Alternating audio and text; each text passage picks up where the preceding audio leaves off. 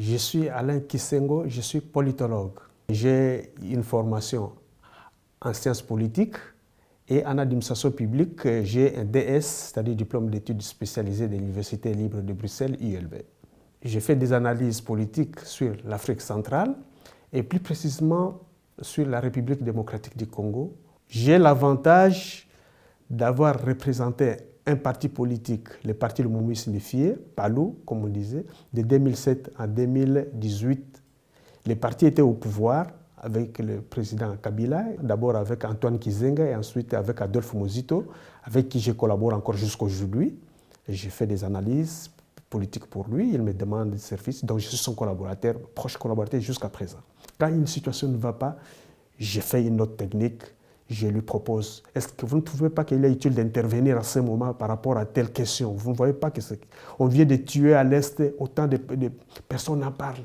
On vient de kidnapper les gens, on vient de faire ceci. Il y a les troupes des pays voisins qui entrent à l'Est du Congo. Ça crée plus l'insécurité que ça résout le problème. Est-ce que vous ne pouvez pas dénoncer? Il dit, proposez-moi. Nous proposons, je propose, avec une cellule que je dirige à partir de Bruxelles. On propose des notes techniques, on lui dit, intervenez comme ça, c'est toujours pour le bien-être du pays. Il s'est posé le problème de l'effacement de la dette extérieure du Congo qui pesait sur le budget de l'État congolais.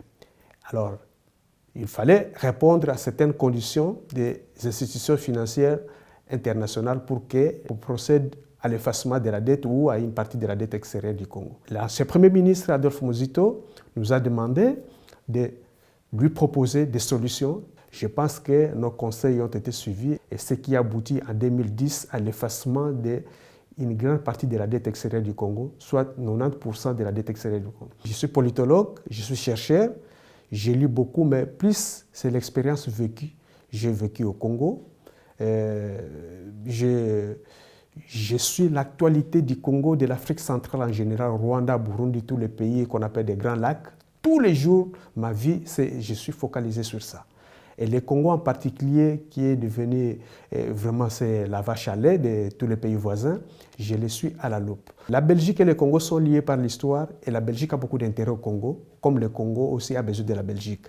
Mais il faut qu'il y ait des experts, les gens qui connaissent comment rapprocher les deux cultures, comment rapprocher les deux pays. Donc ce travail-là, j'aimerais le faire de manière stable, quelque part, travailler soit au ministère belge de la coopération internationale, dans une ONG belge qui travaille avec le Congo sur le cadre du développement durable ou dans le cadre associatif, comment investir pour aider les populations congolaises, comment orienter, comment donner les solutions fiables et par rapport aux enjeux sur le terrain et que je connais.